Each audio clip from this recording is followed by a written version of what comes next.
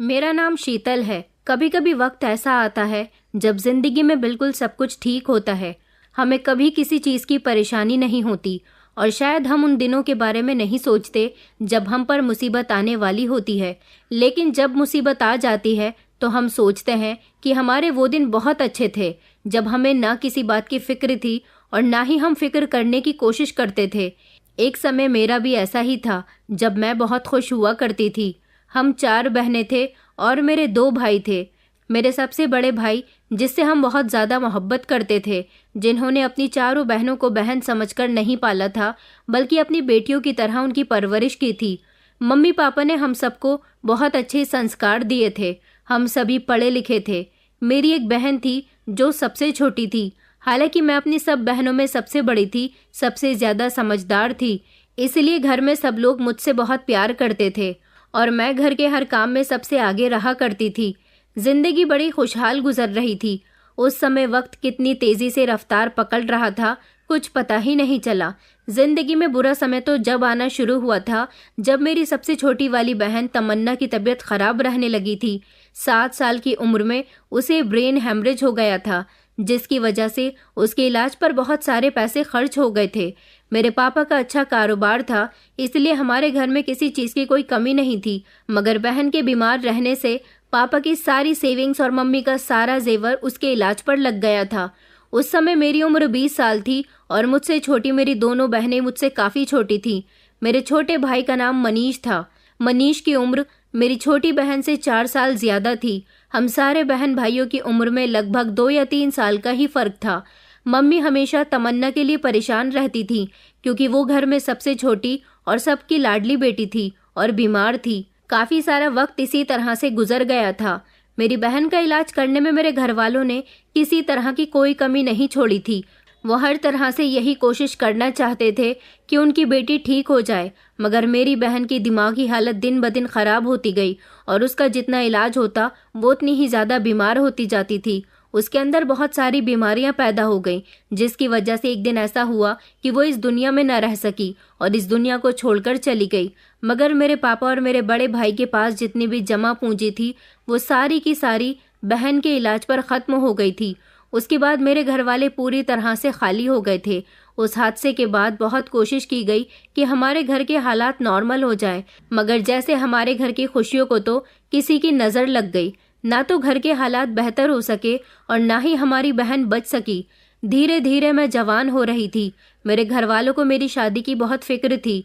तमन्ना के मरने के बाद मम्मी पापा तो जैसे उदास रहने लगे थे। आखिरकार तमन्ना थी ही इतनी प्यारी कि हम सब उसे बहुत प्यार करते थे।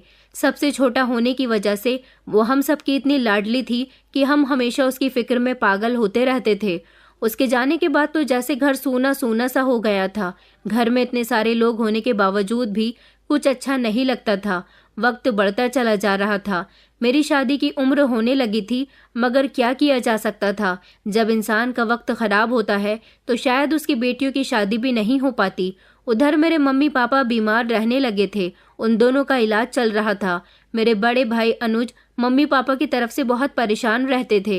वो प्राइवेट स्कूल में जॉब करते थे। वहाँ पर उन्हें मामूली सी सैलरी मिलती थी, क्योंकि जिस स्कूल में वो पढ़ाते थे वो स्कूल ज़्यादा फेमस नहीं था, इसलिए उनकी सैलरी भी कम थी और इसी सैलरी में वो अपने माता पिता का इलाज भी करवा रहे थे और अपने घर को भी चला रहे थे। मेरा छोटा भाई मनीष, जो कि अभी कम उम्र का था और अभी पढ़ाई कर रहा था। वैसे तो मेरे भाई के बाजू में इतना दम नहीं था कि वो अपने सारे बहन भाइयों की पढ़ाई का भी खर्चा उठा सके, लेकिन उनसे जितना होता वो सब कुछ कर रहे थे। फिलहाल हम लोग बड़ी परेशानी के दिन देख रहे थे। मम्मी पापा चाहते थे कि जल्द से जल्द मेरी शादी हो जाए और मैं अपने घर की हो जाऊं, क्योंकि उम्र निकलने के बाद बेटियों के ज़्यादा अच्छे रिश्ते नहीं आते। हम लोगों के घर के हालात इतने ख़राब हो गए थे कि रिश्ते तो मेरे अभी भी अच्छे नहीं आ रहे थे, मगर फिर भी मम्मी पापा को एक आस रहती थी कि हमारी बेटी जवान है, अभी अच्छे घर में चली जाएगी। मगर अभी मेरे भाग्य में शादी करना लिखा ही नहीं था। मेरी उम्र धीरे धीरे 35 साल हो गई। अनुज ने हम सब लोगों के लिए बहुत कुछ किया था, मगर एक दिन उन्होंने भी हमें अपना असली रूप दिखा दिया था। उन्हें ये नहीं पता था कि उनसे 2 साल छोटी उनकी जवान बहन अभी घर में बैठी हुई है और उन्होंने अपनी मर्जी के मुताबिक एक लड़की के साथ शादी कर ली थी। ये खबर सुनकर तो जैसे हम सबके पैरों तले से ज़मीन निकल गई थी। अभी हमारे घर के हालात ऐसे नहीं थे कि हम घर के एक और मेंबर को इस घर में बर्दाश्त कर सकते। मेरे मम्मी पापा तो चाहते थे कि जल्द से जल्द बेटियों की शादी हो जाए तो घर का बोझ थोड़ा कम हो जाएगा, मगर भैया ने ऐसे मौके पर शादी करके घर में एक और मेंबर को बढ़ा दिया था। ये बात किसी को भी पसंद नहीं आई थी। ऊपर से अपनी मर्जी के मुताबिक शादी करना, वो भी लड़की को उसके घर से भगाने के बाद, ये सब मेरे पापा को बर्दाश्त न हुआ। भैया जब अपनी पत्नी को लेकर घर आए तो पापा को बहुत गुस्सा आ रहा था, क्योंकि भैया की इस शादी से मेरे पापा की बहुत बेइज्जती हो रही थी। लोग कहते थे कि आपके बेटे ने लड़की को घर से भगाकर शादी की है। ये बातें सुनकर तो पापा भैया पर बरस पड़े, उन पर हाथ भी उठाया। भैया को घर से निकाल रहे थे, मगर मैंने उन्हें रोक लिया और कहा कि अब जो हुआ जैसा हुआ, आपको भैया को घर से नहीं निकालना चाहिए। मगर पापा थे कि किसी भी बात पर भैया को घर में रखने के लिए तैयार नहीं थे। मेरे लाख समझाने की कोशिशें बेकार रही थी। भैया की इस हरकत से मम्मी तो जैसे खामोश हो गई थी, और पापा थे कि अपना दिल पकड़कर बैठ गए थे, जिनको धीरे धीरे हार्ट अटैक आने लगा और वो बेहोश हो गए। भैया गुस्से में घर से बाहर अपनी पत्नी के साथ निकल गए थे, ये कहकर कि जिस घर में उनकी कोई इज्जत नहीं है, ऐसे घर में वो नहीं रहेंगे। और पापा का भी यही कहना था कि वो उनकी आंखों से दूर हो जाए और इस घर से निकल जाए। उधर मैं अपने भाई को दरवाजे की तरफ से आवाज लगाते रह गई थी, जिसने मेरी एक न सुनी थी, और इधर अपने पापा को तसल्ली देती रह गई थी, मगर वो भी इस दुनिया को छोड़कर चले गए। अब हमारे घर से एक एक करके हमारे सारे सहारे खत्म होते चले गए। मैं अपने परिवार को टूटता बिखरता हुआ नहीं देख सकती थी। मैंने उस कड़े वक्त में बड़ी मुश्किल से अपने आप को संभाला था और जैसे तैसे अपना और अपने घर वालों का गुजारा किया था। मेरी शादी तो ना हो सकी थी, मगर मैंने अपने भाई बहन को कभी किसी चीज़ की कमी महसूस नहीं होने दी थी। छोटा भाई मनीष हमेशा मेरे कहने पर चलता था। धीरे धीरे मेरे भाई बहन बड़े होने लगे थे। मैं पढ़ी लिखी थी, घर में बच्चों को ट्यूशन पढ़ाया करती थी, सिलाई करती थी। मेरी मम्मी बीमार रहती थी और हमेशा यही कहती रहती थी कि हमारे इस हंसते बसते घर को क्या हो गया, न जाने अब हमारे घर में कब खुशहाली आएगी। मैं अपनी मम्मी को हमेशा भरोसा दिलाती थी कि हमारे घर में एक दिन ऐसा ज़रूर आएगा जब हमें सारी खुशियां वापस मिल जाएंगी, मगर ऐसा कब और कैसे होना था ये तो मैं भी नहीं जानती थी। लेकिन मुझे ऊपर वाले पर बहुत भरोसा था। पापा के मरने के बाद हमेशा मम्मी बीमार रहने लगी थी। मुझे उनके इलाज की भी फिक्र लगी रहती थी। जैसे तैसे मैंने अपने छोटे भाई बहन को अपनी मेहनत की कमाई से जवान किया था। दिन रात मैंने सिलाई की और बच्चों को ट्यूशन पढ़ाकर जो पैसे कमाए थे, वो सारे ही पैसे मैंने अपनी माँ के इलाज पर और अपने बहन भाई के खाने पीने पर लगा दिया करती थी। मेरे भाई बहन तो जवान हो चुके थे। इतनी उम्र आने के बाद मेरी उम्र लगभग 37 साल हो गई थी। अब तो मेरे रिश्ते भी आने बंद हो गए थे। मुझे तो अब लगता ही नहीं था कि कभी मेरी शादी होगी, क्योंकि जब मेरी शादी की उम्र थी तब मेरी शादी ना हो सकी, और अब जब मैं अपने घर की जिम्मेदारियों में बंद कर रह गई थी तो मुझे शादी नहीं करनी थी। मनीष अब धीरे धीरे जवान हो रहा था, तो मम्मी को लगने लगा था कि वो अब हमारे घर का पूरा बोझ अपने कंधों पर उठा लेगा, अपनी बहन को आराम देगा। मैं अभी भी मेहनत में पीछे नहीं थी। मुझे अपनी बहनों की शादियां करनी थी और अपने भाई की भी शादी करनी थी।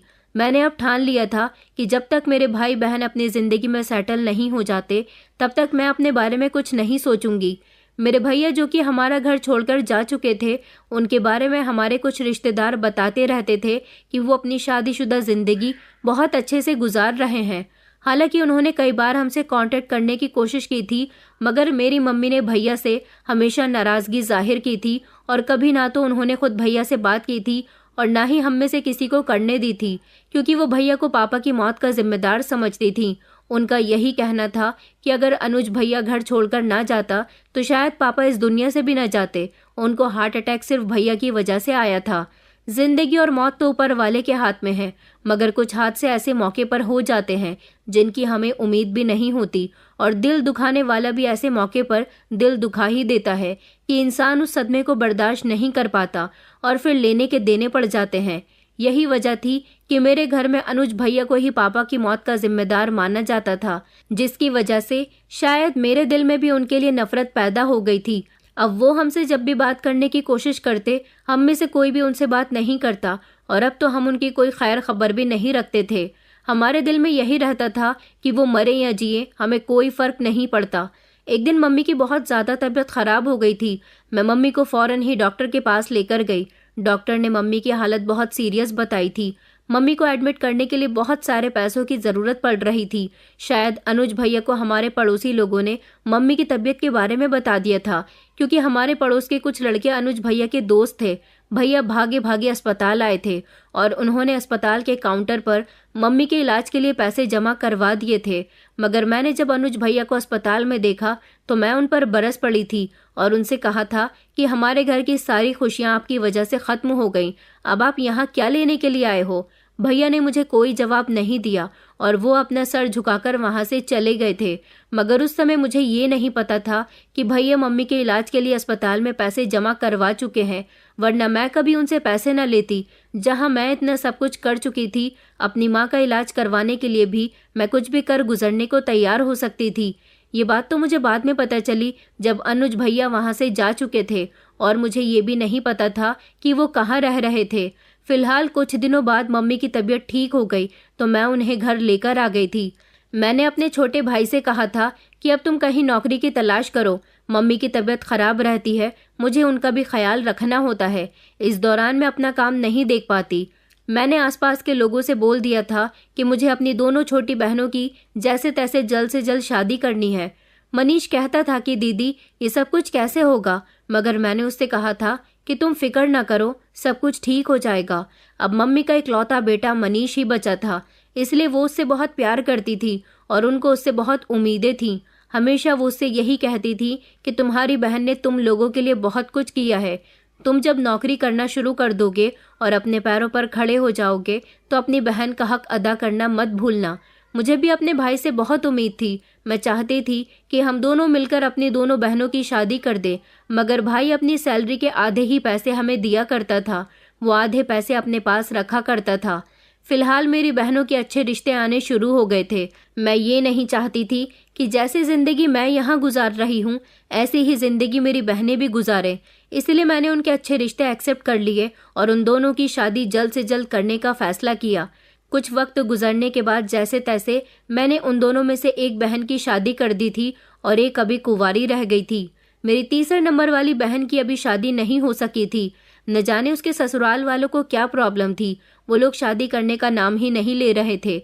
शायद उन्हें हमसे ज़्यादा दहेज की उम्मीद थी, मगर हम अपनी बहन को ज़्यादा दहेज नहीं दे सकते थे। कुछ दिन तक इसी तरह मेरी बहन के ससुराल वालों से हमारा उतार चढ़ाव चलता रहा। जब वो लोग भी बहस पर उतर आए तो इस तरह मेरी बहन का रिश्ता वहाँ से ख़त्म हो गया था, जिस बात पर मेरी छोटी बहन भी टूट कर रह गई थी। एक बहन की शादी करने के बाद तो मैं अपनी जिम्मेदारी से फ्री हो गई थी। रही भाई की शादी की बात, तो वो खुद कमाता था, इसलिए अपनी शादी खुद भी कर सकता था। लेकिन मुझे अपनी छोटी बहन के लिए भी रिश्ता तलाश करना था, जो कि नहीं मिल पा रहा था। फिर कई साल इसी तरह से गुजर गए। मेरी एक बहन जिसकी मैंने शादी कर दी थी, वो अपनी ससुराल में बहुत अच्छी रह रही थी। अभी मेरी छोटी बहन का रिश्ता नहीं लग रहा था। मैं तो यही चाहती थी कि पहले मेरी बहन की शादी हो जाए, मैं अपने सारे भाई बहन से फ्री हो जाऊं, फिर कभी भगवान चाहेगा तो मेरी भी शादी हो जाएगी, और अगर ना भी हो सकी तो मैं अकेली अपनी ज़िंदगी जैसे तैसे गुजार लूँगी। मगर मुझे ऊपर वाले से इतनी जल्दी उम्मीद नहीं थी कि वो मेरे लिए इतना अच्छा रिश्ता भेज देगा। मेरी बहन के लिए तो रिश्ता ना आ सका, मगर एक रिश्ता मेरे लिए आया था। वो लड़का भी अपने भाई बहन की जिम्मेदारियां पूरी करते करते अपनी उम्र से आगे निकल चुका था। यही वजह थी कि उसकी भी शादी ना हो सकी थी, मगर उसके घर में किसी चीज़ की कमी नहीं थी। उसे एक समझदार और घरेलू लड़की की ज़रूरत थी, और मुझ में वो सारी क्वालिटीज़ थी। जब मेरे भाई के दोस्त ने वो रिश्ता बताया तो मेरी मम्मी ने फ़ौरन ही इस रिश्ते के लिए हाँ कर दी थी, मगर मैं अपने भाई बहन को छोड़कर शादी नहीं कर सकती थी। मैं जानती थी कि मेरा भाई अभी उम्र में छोटा है। जिस तरह से मैंने अपने घर वालों को संभाला वो नहीं संभाल सकेगा, लेकिन फिर भी मम्मी के जिद करने पर मैं शादी करने के लिए राज़ी हो गई थी।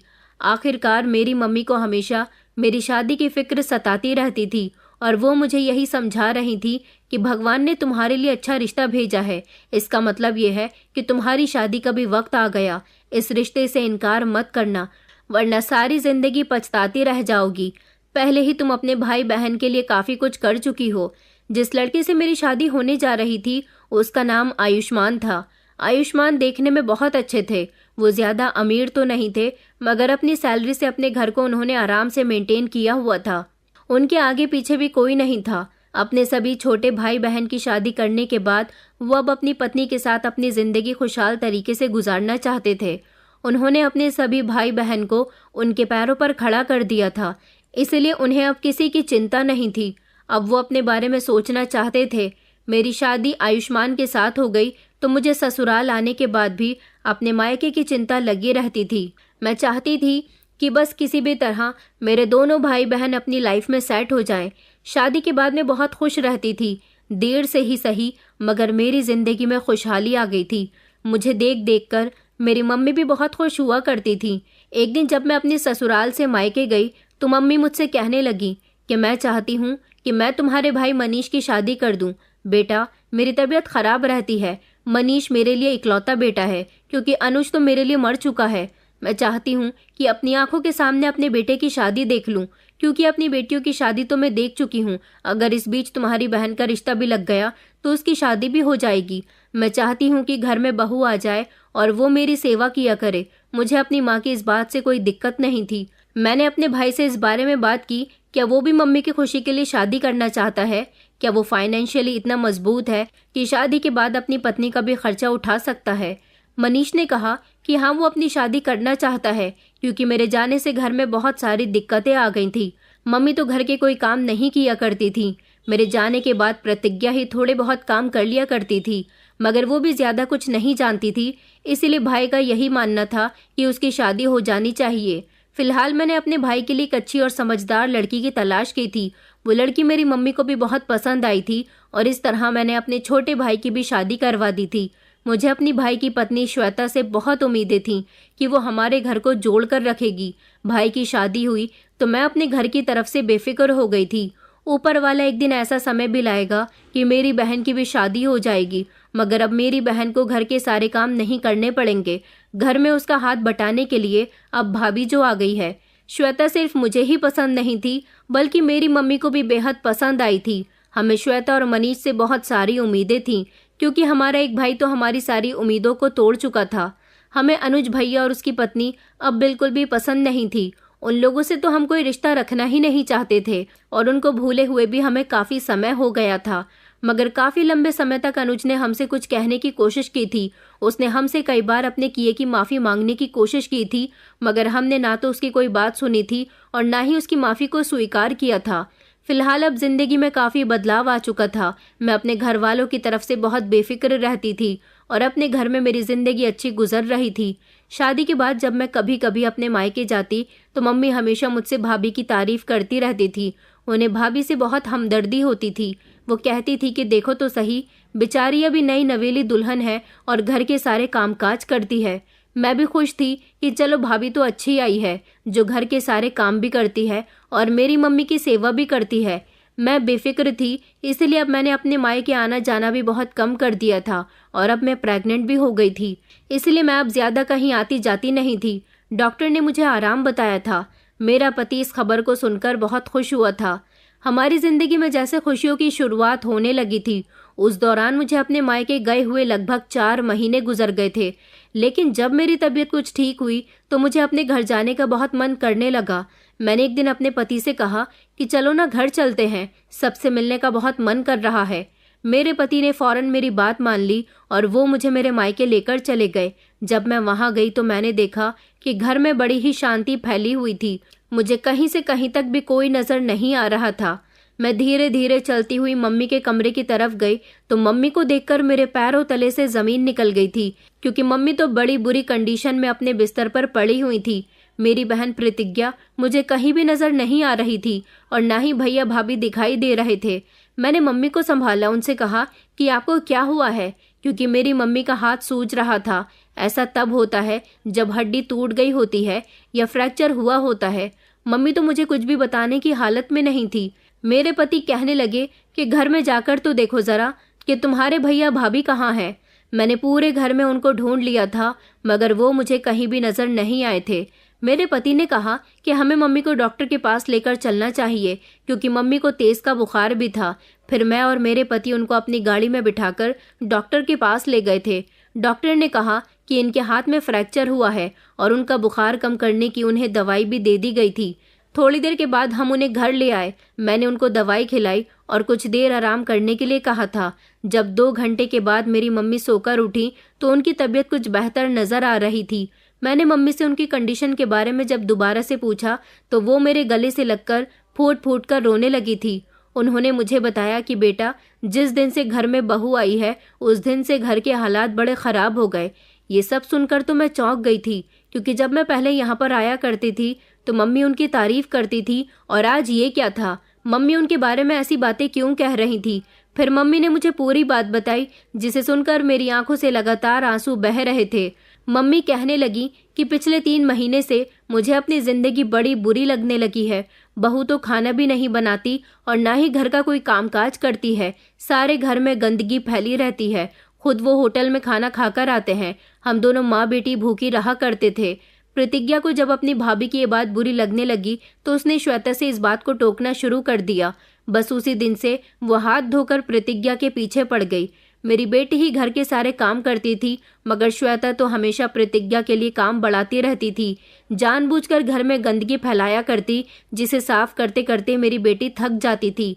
श्वेता बस यही चाहती थी कि प्रतिज्ञा जल्द से जल्द इस घर से निकल जाए। उसने अपने किसी रिश्तेदार से मेरी बेटी की शादी करवाने का फैसला किया।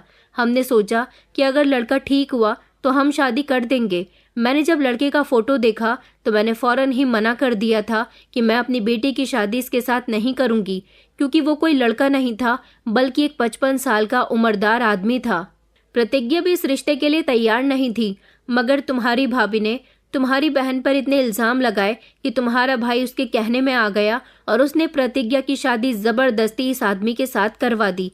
मेरी बेटी न जाने वहाँ कैसी जिंदगी गुजार रही होगी। और तो और मैं सारा दिन भूखी रहती हूँ, बीमार पड़ी रहती हूँ, मगर मुझे कोई पूछता भी नहीं। मनीष तो पूरी तरह से अपनी पत्नी का दीवाना हो गया। उसने उसे अपने काबू में कर रखा है। वो तो कभी अपनी माँ और बहनों को पलटकर देखता भी नहीं। दोनों बहनें शादी के बाद अपने मायके आई हैं तो श्वेता उन्हें घर से भेज देती है और कहती है कि यहाँ आने की ज़रूरत नहीं है। तुम्हारा घर तुम्हारी ससुराल है, ये घर मेरा है। वो उन दोनों से बहुत लड़ती झगड़ती है। वो दोनों बेचारी दरवाजे से आगे भी नहीं बढ़ पाती और इसी तरह दरवाजे से ही वापस लौटकर अपने घर चली जाती हैं। मैंने सोचा कि अच्छा हुआ तुम भी इस दौरान हमारे घर नहीं आई, और ना ही मैंने तुम्हें यहाँ बुलाने की कोशिश की, क्योंकि बहू बड़ी खतरनाक है। वो यहाँ तुम्हारी भी बहुत बेइज्जती कर देती। मगर मैं सुकून से हूँ कि मेरी तीनों ही बेटियाँ अपनी अपनी ससुराल में खुश रह रही हैं। प्रतिज्ञा की शादी उससे बड़ी उम्र के आदमी के साथ हुई तो क्या हुआ, वो उसे खुश रखता है, क्योंकि बहू से मेरी बेटी की खुशी भी बर्दाश्त नहीं होती। मैं जानती हूँ कि प्रतिज्ञा दिल से वहाँ पर खुश नहीं है, लेकिन क्या कर सकते हैं। उसके भाई ने जबरदस्ती बिना कुछ सोचे समझे ही उसकी शादी करवा दी। मेरी कोई भी बेटी कैरेक्टर की खराब नहीं है, लेकिन बहू ने प्रतिज्ञा पर इतने इल्जाम लगा दिए थे कि मेरी बेटी भी शादी करने के लिए मजबूर हो गई थी। बहू एक दिन खाना बनाती है तो उसे 3-4 दिन तक चलाती है। मुझे रोज बासी खाना गर्म करके दे देती है, जिससे मेरा पेट खराब हो जाता है। हर दूसरे तीसरे दिन मैं खुद जाकर जैसे तैसे मेडिकल से दवाई लेकर आ जाती हूँ। मेडिकल वाले को पैसे देने के लिए मेरे पास पैसे नहीं होते तो वो बेचारा मुझ पर तरस खाकर मुझे उधार दवाई दे देता है, मगर हर बार तो कोई किसी की मदद नहीं कर सकता। अब वो भी मुझसे पैसे मांगने लगा है। मैं उसे पैसे कहाँ से दूं? मनीष मुझे पैसे देता ही नहीं है, ना ही मेरी कोई परेशानी और तकलीफ उसे नजर आती है। मेरे दोनों बेटों ने मेरी जिंदगी खराब कर दी। मुझे अपने बेटों से ऐसी उम्मीद नहीं थी। दोनों बेटों में से किसी एक ने भी कभी मुझे पलटकर नहीं देखा। ये सारी बातें बताकर मम्मी बेहद रो रही थी। मैंने मम्मी से कहा कि इतना सब कुछ हो गया, मगर आपने मुझे कुछ भी बताना ठीक नहीं समझा। मम्मी कहने लगी कि बेटा, मैंने तुझे इसलिए ये सब कुछ नहीं बताया क्योंकि मैं तुझे ऐसी हालत में परेशान नहीं करना चाहती थी। मम्मी की सारी बातें सुनकर तो मैं सच में बहुत परेशान हो गई थी। मुझे श्वेता से ऐसी उम्मीद नहीं थी कि वो मेरे घर को इस तरह से बिखेर कर रख सकती है। मेरी माँ के साथ इतना वो लोग बुरा सुलूक कर सकते हैं, ऐसा तो मैंने कभी सोचा भी नहीं था। मैंने मम्मी से पूछा कि अच्छा आपके हाथ की ये हालत कैसे हुई, तो उन्होंने मुझे बताया कि कल मैंने मनीष से श्वेता की शिकायत की थी, क्योंकि अब श्वेता मुझसे घर के सारे काम करने को बोलती है। मेरी कंडीशन ऐसी नहीं है कि मैं नौकरानी बनकर घर के सारे काम करूं। कभी मुझे मेरी बेटियों ने कोई काम करने ही नहीं दिया। इस बात पर मनीष को गुस्सा आ गया। उसने कहा कि अब आप यहाँ अकेली रह गई हो। मेरी पत्नी सारा दिन घर का काम करके थक जाती है, तो मिल बांट कर काम कर लिया करो। वो भी उल्टा मुझे ही सुनाकर चला गया। मैंने उसकी शिकायत उसके पति से क्यों कर दी, वो इसी बात का बदला लेने के लिए मेरे कमरे में आई और उसने मेरा हाथ मरोड़ कर रख दिया। मैं जोर जोर से चीख रही थी, मगर उसको मुझ पर तरस न आया। मैंने मम्मी से कहा कि उसकी इतनी हिम्मत कि उसने आपका हाथ मोड़ दिया। मुझे अपनी मम्मी पर बहुत तरस आया था। यही वजह थी कि मेरी मम्मी का हाथ सूज रहा था। मैं अपनी मम्मी को ऐसे नरक में छोड़कर नहीं जाना चाहती थी। मैं इंतजार कर रही थी कि कब मनीष घर आए और मैं उससे इस बारे में बात करूं। काफी देर तक मैं उसका इंतजार करती रही थी। मैंने सोचा कि अच्छा हुआ मैं आज यहाँ पर आ गई। शायद मैं आज यहाँ ना आती तो ना जाने मेरी माँ के साथ क्या क्या होता रहता और मैं इन सब से बेखबर रहती। मेरे पति को भी ये सब सुनकर बहुत गुस्सा आया था। वो खामोश बैठे रहे थे। थोड़ी देर के बाद जब मनीष अपनी पत्नी के साथ घर में दाखिल हुआ तो मैंने देखा कि श्वेता के हाथ में बहुत सारे शॉपिंग बैग थे। मैंने कहा, तुम्हें शर्म नहीं आती? तुम घर से बाहर घूमते फिर रहे हो जबकि तुम्हारी माँ घर में बीमार पड़ी हुई है। श्वेता मुझे ऐसे देख रही थी जैसे मुझे अभी खा जाएगी। उसने कहा, तुम बड़े दिनों बाद हमारे घर पर आई हो। देखो, मेहमान हो और मेहमान की तरह रहो। नाश्ता पानी करो और यहाँ से चली जाओ। मैंने कहा, तुम्हें मेरे और मेरे भाई के बीच में बोलने की जरूरत नहीं है। मैं तुमसे बात नहीं कर रही बल्कि अपने भाई से बात कर रही हूँ। तभी मनीष ने भी मुझे खामोश करवा दिया और कहने लगा कि ये हमारे घर का मैटर है। हम कहीं भी जाएं, कुछ भी करें, तुम्हें कोई मतलब नहीं होना चाहिए दीदी। मैंने कहा, मैं तुम्हारी बड़ी बहन हूँ, तुम इस तरह से मुझसे बात कैसे कर सकते हो? तो वो कहने लगा कि अब इस घर का मालिक मैं हूँ और इस घर का बड़ा भी मैं ही हूँ। ये घर सिर्फ मेरी कमाई से चलता है, इसीलिए मैं जो चाहे वो कर सकता हूँ। और अगर मेरे ही घर में रहकर आप मुझसे और मेरी पत्नी से बदतमीजी करोगी तो आपसे बड़ा भी अब मैं ही हूँ। मैं भी आपसे बदतमीजी कर सकता हूँ। मैंने उसे गुस्से की नज़र से देखा। वो सच में बदल गया था। जब मैंने श्वेता की तरफ देखा तो वो शातिराना मुस्कुराहट में हंस रही थी। मैं समझ गई थी कि अब हमारी जिंदगी में और ज़्यादा मुश्किलें आने वाली हैं। मुझे अपनी माँ पर रह रहकर तरस आ रहा था कि मेरे सामने ये लोग ऐसी हरकतें कर रहे थे तो ना जाने मेरे जाने के बाद मेरी मम्मी के साथ क्या क्या करते होंगे। मैं रोते हुए वहाँ से वापस अपने घर आ गई थी। रात के लगभग 8 बज गए थे। मैं अपने भाई से ज़्यादा बहस तो नहीं कर सकती थी क्योंकि मैं जान गई थी अगर मैं उससे कुछ कहती तो वो मुझसे लड़ाई झगड़ा करने के लिए बिल्कुल तैयार बैठा था, जिसके लिए मैंने अपनी शादी इतनी देर से की। जिन भाई बहन के लिए मैंने क्या कुछ नहीं किया, आज वही मुझे नज़र दिखा रहा था। उसकी इतनी उछलकर बोलने की वजह ये थी कि उसकी अच्छी जगह पर नौकरी लग गई थी और वो पहले से ज़्यादा अच्छी कमाई करने लगा था, इसलिए उसे अपने आप पर बहुत घमंड होने लगा था। फिलहाल मैं घर आई तो मेरा दिल बहुत दुखा था। बार बार मेरा ध्यान अपनी माँ की तरफ जा रहा था और अपनी उस बहन की तरफ जिसकी शादी उन्होंने उसकी मर्जी के खिलाफ करवा दी थी और मैं कुछ न कर सकी थी। फिलहाल मुझे ये तसल्ली थी कि वो अपनी ससुराल में खुश रह रही थी, लेकिन फिर भी एक बार मैं उससे मिलना चाहती थी, देखना चाहती थी कि ये बात सच है या फिर झूठ। इसीलिए अगले दिन मैंने उसके ससुराल का पता लगा लिया और मैं उससे मिलने के लिए चली गई। जब मैं उसके ससुराल गई तो ये देखकर मैं सच में खुश हुई थी कि उसका पति उसका बहुत ख्याल रखता था। वो बड़े से घर में रहती थी। मैं अपनी बहन से मिली। वो मेरे गले से लगकर फूट फूट कर रोई थी और फिर उसने भी जब मुझे बताया कि भाभी ने उसके साथ क्या क्या किया तो मेरा दिल बहुत दुखा था। उसने बताया कि एक दिन जब वो छत पर कपड़े सुखाने गई तो भाभी ने मनीष से उसकी शिकायत कर दी थी कि वो पड़ोस वाले किसी लड़के से बातें कर रही है और उन्होंने खुद अपनी आंखों से उसे बातें करते हुए देखा है। मनीष ने अपनी पत्नी का आंखें बंद करके विश्वास कर लिया था। बस उसी दिन से ही उस बेचारी का घर में जीना दुश्वार हो गया था। उसने बताया कि वो दोनों माँ बेटी अपने कमरे से बाहर ही नहीं निकलती थीं। अगर वो मनीष से अपने खर्चे के लिए पैसे मांगती तो वो फौरन ही मना कर दिया करता था। शादी के कुछ दिनों तक तो मनीष और श्वेता बहुत अच्छे रहे थे, लेकिन फिर धीरे धीरे उन्होंने अपनी असलियत दिखानी शुरू कर दी थी। श्वेता को ऐसा लगता था कि वो प्रतिज्ञा की शादी बड़ी उम्र के मर्द के साथ कर देगी तो मेरी बहन वहाँ खुश नहीं रहेगी, लेकिन उसका भाग्य बहुत अच्छा था। जो लोग दूसरों के साथ बुरा करते हैं उनके साथ बदले में वही लोग बुरा नहीं करते, बल्कि किस्मत उनका बदला लेती है। फिलहाल मेरी बहन अपने पति के साथ खुश थी क्योंकि उसके पति को मेरी बहन जैसी खूबसूरत लड़की जो मिल गई थी, इसलिए वो उसकी कदर करता था और उसकी हर ख्वाहिश को पूरी किया करता था। मैंने सोच लिया था कि मैं किसी भी तरह अपनी माँ को अपने पास लेकर आ जाऊंगी, अपनी माँ का बहुत ख्याल रखूंगी। मैंने अपने पति से भी इस बारे में बात कर ली थी। मेरे पति ने कहा था कि उन्हें कोई प्रॉब्लम नहीं है अगर मेरी मम्मी उनके घर में हमारे साथ रहेंगी तो। वैसे भी अब मेरी मम्मी ही तो अकेली बची थी। मैं अपनी मम्मी को लेने के लिए जब उनके घर गई तो वहां जाकर मुझे भाभी ने बताया कि तुम्हारी माँ यहाँ से जा चुकी है। मैंने भाभी से बहुत पूछा कि वो कहाँ गई हैं, मगर भाभी कहने लगी कि हम नहीं जानते कि वो कहाँ गई हैं। मैं तो इस बात पर भैया भाभी से झगड़ा करने लगी थी कि आपने मेरी माँ को कहाँ भेज दिया, मगर उन्होंने कहा कि हम सच में नहीं जानते कि वो कहाँ गई। हम दोनों तो पिछले 2 दिनों से शहर से बाहर घूमने के लिए गए हुए थे।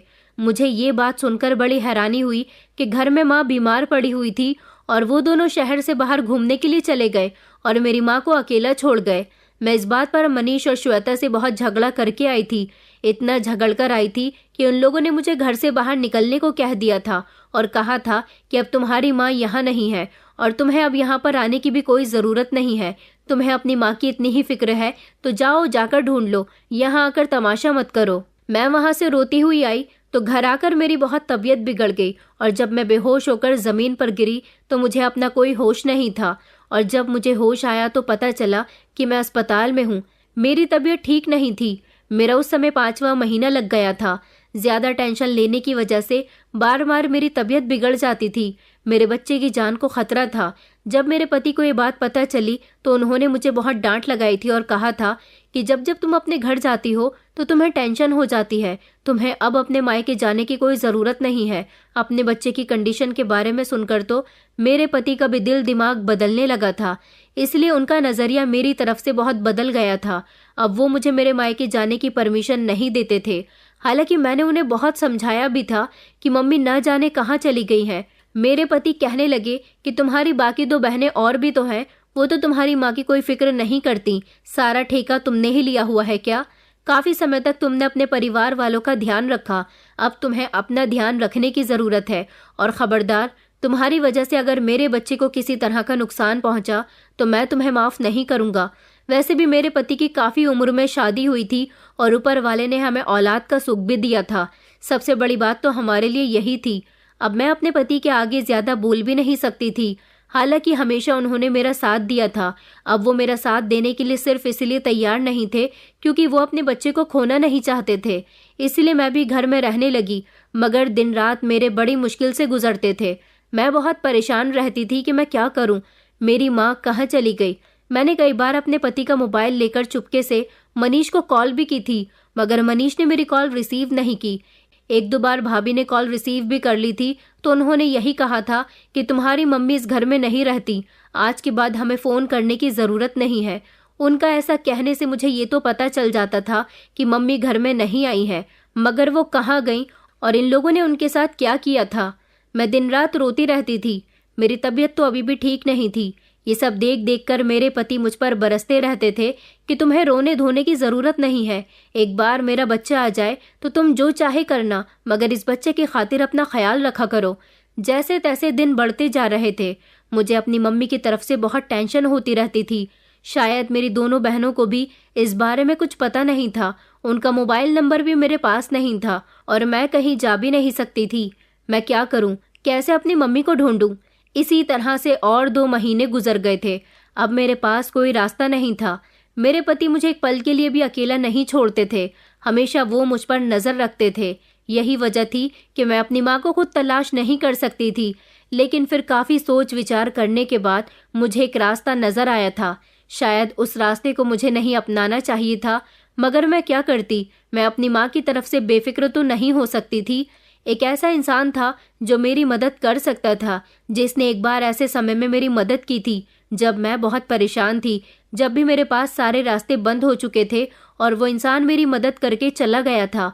वो इंसान कोई और नहीं बल्कि मेरा बड़ा भाई अनुज था।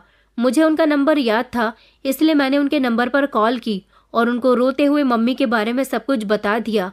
मेरी बात सुनकर वो बेहद परेशान हुए थे और उन्होंने मुझसे वादा किया था कि वो मम्मी को ढूंढकर ही रहेंगे। मैं जानती थी कि वो मेरी मम्मी को ढूंढकर मेरे पास ज़रूर लेकर आएंगे। 2-3 दिन फिर इसी तरह से गुजर गए थे। वो मेरी मम्मी को ढूंढ रहे थे या नहीं ये तो मैं नहीं जानती थी, लेकिन इस दौरान मेरी तबीयत इतनी ख़राब हो गई कि मेरा 8वां महीना लगते ही मेरी डिलीवरी कर दी गई थी। भगवान की कृपा से मेरा बच्चा बिल्कुल ठीक था, बस उसे कुछ कॉम्प्लिकेशंस हो गई थी। ऊपर वाले ने मुझे बहुत बड़ी खुशी दे दी थी। मेरा पति खुश था, मैं भी खुश थी और परेशान भी थी, क्योंकि मेरा ध्यान अभी भी मेरी मम्मी पर पड़ा हुआ था। उस दिन मुझे दो दो खुशखबरी मिली। एक तो मैं माँ बन गई थी, और फिर रात के समय जब भैया मम्मी को लेकर मुझसे मिलवाने के लिए अस्पताल ही आ गए थे। मम्मी और अनुज को अस्पताल में आते हुए देखकर मुझे बहुत खुशी हुई थी। आखिरकार अनुज ने मम्मी को ढूंढ निकाला था। मम्मी मेरी आंखों के सामने थी और मुझे बेहद ही खुशी हो रही थी। मैंने मम्मी से पूछा कि आप कहाँ चली गई थी, तो मम्मी ने मुझे बताया कि मनीष अपनी पत्नी के कहने में आकर उन्हें वृद्ध आश्रम छोड़ आया था, जबकि वो उनके आगे हाथ जोड़कर रो रही थी और कह रही थी कि मुझे वृद्ध आश्रम मत भेजो, मगर उन्होंने एक न सुनी और वो मेरी मम्मी को वृद्ध आश्रम छोड़ आए थे। जब मैंने अनुज भैया को कॉल की तो अनुज भैया ने अपने शहर और आसपास के शहरों के सभी आश्रम में मम्मी को तलाश किया। अनुज भैया कहने लगे कि आजकल जब माता पिता बच्चों के लिए बोझ बन जाते हैं तो फिर वो लोग अपने माता पिता को वृद्ध आश्रम जैसी जगह पर ही छोड़ आते हैं। वो मेरी मम्मी को जाकर ले आए थे। मम्मी ने जब उनको देखा था तो वो फूट फूट कर रोई थी। अनुज भैया ने मम्मी से माफी मांग ली थी और उनको बताया था कि पापा की मौत उनकी वजह से नहीं हुई थी। भले ही वो अपने बेटे का सदमा ले गए थे, मगर उनकी मौत के जिम्मेदार वो नहीं है। वो तो हम सबको कुछ बताना चाहते थे। उनका कहना था कि ये वो लड़की थी जिसे भैया बेहद मोहब्बत करते थे, लेकिन घर में बहुत जिम्मेदारियां थी। अनुज भैया की बहनें जवान बैठी हुई थी और ऐसी हालत में वो अपनी शादी की बात करते हुए अच्छे नहीं लगते, क्योंकि उन्हें अपनी जवान बहनों की फिक्र थी। मगर उस लड़की के घर वाले उसकी शादी तय कर चुके थे और फिर एक दिन उसकी शादी का समय भी आ गया था। मगर वो लड़की भैया से बहुत प्यार करती थी, इसलिए उसने शादी वाले दिन अपनी जान देने का फैसला कर लिया था और भैया से कह दिया था कि अगर तुमने मुझसे शादी नहीं की तो मैं अपनी जान दे दूंगी। भैया इस बात से बहुत डर गए और फिर इस तरह भैया ने उसकी शादी वाले दिन ही उसे घर से भगा लिया और उसके साथ शादी भी कर ली थी। और जब वो उनको घर लेकर आए तो हम सब लोगों ने उन्हें गलत समझा, उनकी बात नहीं सुनी। यही वजह थी कि इतनी सारी मिसअंडरस्टैंडिंग हो गई थी। मगर भैया हमेशा से ही ये बात उन्हें बताना चाहते थे। हमने कभी उनकी पूरी बात को सुना ही नहीं। भैया हमेशा हम लोगों की फिक्र किया करते थे। जब उन्हें मम्मी की तबीयत के बारे में पता चल गया था तो उन्होंने मम्मी का इलाज अपने पैसों से करवा दिया था। लेकिन जब मनीष की नौकरी लग गई तो भैया ने भी यही सोचा कि अब सब कुछ ठीक हो जाएगा, क्योंकि मनीष काम करने लगा है और वो घर के हालात ठीक कर लेगा। लेकिन जब मैंने उनको ये सब बताया तो उनको बेहद अफसोस हुआ था और फिर उन्होंने मम्मी को तलाश करना शुरू कर दिया था। जब उन्होंने मेरी मम्मी की मदद की और उनसे रो रो कर अपनी गलती की माफ़ी मांगी और उनको सब कुछ बताया तो हमें समझ आया था कि अनुज भैया अपने माता पिता से और अपने परिवार से बहुत प्यार करते हैं। हर मोहब्बत से शादी करने वाला बेटा अपनी पत्नी के कहने में आकर गलत नहीं होता। मेरी मम्मी को लगता था कि मनीष उनका बहुत साथ देगा, मगर मनीष की शादी अपनी मर्जी से कराने पर और अपनी पसंद की बहू लाने पर भी इस बहू ने मेरी मम्मी की जिंदगी खराब कर दी थी। फिलहाल मम्मी की सारी जिम्मेदारी तो अनुज भैया ने ले ली थी और उन्होंने कहा था कि मम्मी अब कभी मनीष के घर नहीं जाएंगी। मैं भले ही किराए के घर में रहता हूँ, अपनी पत्नी और अपने बच्चों का पेट पाल रहा हूँ, तो फिर अपनी माँ को क्यों अपने पास नहीं रख सकता। वो मम्मी को अपने साथ ले गए। उस दिन के बाद से मेरी मम्मी की जिंदगी तो बेहतर हो गई थी, मगर मैं हमेशा मन ही मन श्वेता और मनीष को कोसती रहती थी, जिन्होंने मेरी मम्मी के साथ ये सब किया था। और जब मैं उनसे पूछने गई थी कि मेरी मम्मी कहाँ है तो उन्होंने मुझे नहीं बताया कि वो कहाँ है। हम लोग खामोशी से सब कुछ सब्र करके बैठ गए थे, लेकिन हमारे सब्र का जवाब तो ऊपर वाले ने मनीष और श्वेता को दे दिया था। मैं अपने बच्चे के साथ बहुत खुश थी। मेरा पति भी मुझे बहुत प्यार करता था। उधर मेरी मम्मी अनुज भैया के घर में बहुत खुश रहती थी। धीरे धीरे मेरा बेटा 1 साल का हो गया। अनुज भैया मुझे भी अपने घर बुलाया करते थे। हम सब ने उनसे नाराजगी खत्म कर दी थी। उनकी पत्नी तो श्वेता से लाख गुना बेहतर थी। अब सब कुछ बिल्कुल ठीक चल रहा था जब एक दिन मेरे घर का दरवाजा बजने लगा। मैंने दरवाजा खोल कर देखा तो ये देखकर मैं चौंक गई थी कि मेरे घर के दरवाजे पर कोई और नहीं बल्कि मनीष और श्वेता थे। मनीष फूट फूट कर रो रहा था। मैंने देखा कि श्वेता की हालत बहुत खराब थी। उसका आधा चेहरा जला हुआ था। मैंने उनसे पूछा, ये तुम लोगों की क्या हालत हुई है? मैंने उनकी हालत देखकर उन्हें अपने घर के अंदर बुला लिया था। उस समय मेरा पति घर में मौजूद नहीं था। मेरे सामने बैठकर वो दोनों रोने लगे। मनीष कहने लगा कि दीदी, मेरी सारी गलतियों को माफ कर दो और मम्मी कहाँ है मुझे बता दो, क्योंकि मैं मम्मी को वृद्ध आश्रम छोड़ आया था। मैं वहीं पर गया तो पता चला कि मम्मी वहाँ नहीं है। दीदी, मुझे अपनी गलती का एहसास हो गया। मैंने अपनी मम्मी के साथ बहुत गलत किया। दरअसल मैं आपके पास मदद के लिए आया हूँ। मेरी बेटी की तबीयत बहुत खराब है, उसके इलाज के लिए पैसों की ज़रूरत है। मुझे थोड़े से पैसे दे दो और मुझे मम्मी के बारे में भी बता दो ताकि मैं उनसे माफ़ी मांग सकूं, क्योंकि अब तक जो कुछ मैंने और श्वेता ने उनके साथ किया, शायद इस सब की हमें सज़ा मिली है। उनकी बात सुनकर तो मैंने बड़े घमंड के साथ उनसे कहा था कि जो तुम लोगों ने मेरी मम्मी के साथ किया वही अब तुम लोगों के साथ हो रहा है। जैसे एक दिन मैं तुम्हारे पास अपनी मम्मी के बारे में पूछने के लिए आई थी और तुमने मुझे कुछ नहीं बताया था, ऐसे ही मैं भी तुम्हें कुछ नहीं बताऊंगी। मैं नहीं जानती कि मम्मी कहाँ है और मैं तुम्हारी कोई मदद नहीं करूंगी। और वैसे भी तुम तो बहुत अच्छी नौकरी करते हो, तुम्हें पैसों की ज़रूरत क्यों पड़ गई और आज अपनी माँ का ख्याल कैसे आ गया? तुमने मेरी मम्मी को बहुत सताया है। तुम्हारे साथ जो हुआ वो ऊपर वाले ने किया, मगर शायद उन दोनों को मदद की बेहद ज़रूरत थी। मनीष ने बताया कि मम्मी के जाने के बाद काफ़ी समय तक वो लोग बहुत खुश रहे थे, क्योंकि उनके सर पर अब किसी की जिम्मेदारी नहीं रही थी। लेकिन ये खुशी ज़्यादा दिन की नहीं थी। ऊपर वाले ने उन्हें माता पिता बनने की खुशी भी दे दी थी।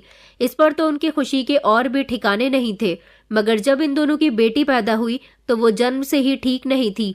उसका एक पैर नहीं था और उसके शरीर के कुछ अंग पूरी तरह से नहीं बने थे। कोई भी डॉक्टर उसका इलाज नहीं करना चाहते थे, मगर फिर भी वो दोनों अपनी बेटी का इलाज करवा रहे थे। वो चाहते थे कि वो अपनी बेटी को विदेश ले जाएंगे और वहां जाने के बाद उसका इलाज करवाएंगे तो वो ठीक हो जाएगी। इसलिए उन्होंने बहुत सारा पैसा जमा किया हुआ था। वो लोग विदेश तो नहीं जा सके थे, लेकिन कुछ जाने माने डॉक्टर को उन्होंने अपनी बेटी को दिखाया। काफी समय तक उसका इलाज चला। उनके पास के सारे पैसे खत्म हो गए, यहाँ तक कि उन्हें अपना घर भी बेचना पड़ गया था। मगर उनकी बेटी की सिर्फ सांसें चल रही थी, वो कोई हरकत नहीं करती थी। उसे ऊपर वाले ने बड़ा ही अजीब और खतरनाक बनाया था। ऐसा इसलिए था क्योंकि उन लोगों ने भी तो अपनी माँ को सताने में कोई कमी नहीं छोड़ी थी। जैसे मेरी मम्मी वृद्ध आश्रम में काफी समय तक परेशान रही थी, इसी तरह से ये भी अब दर दर की ठोकरें खा रहे थे और अपनी बेटी के लिए परेशान हो रहे थे। श्वेता के चेहरे पर भी एक अजीब तरह की एलर्जी हो गई थी, जिससे उसका आधा चेहरा जला जला सा हो गया था। अब मेरा भाई उसके चेहरे का भी इलाज करवा रहा था, मगर ये लोग अब क्या क्या कर सकते थे। अब इनके पास ऐसी नौबत आ गई थी कि इन्होंने लोगों के घरों में भीख मांगना शुरू कर दिया था। बेटी और पत्नी के इलाज के लिए भागते भागते मेरा भाई अपनी नौकरी भी छोड़ चुका था।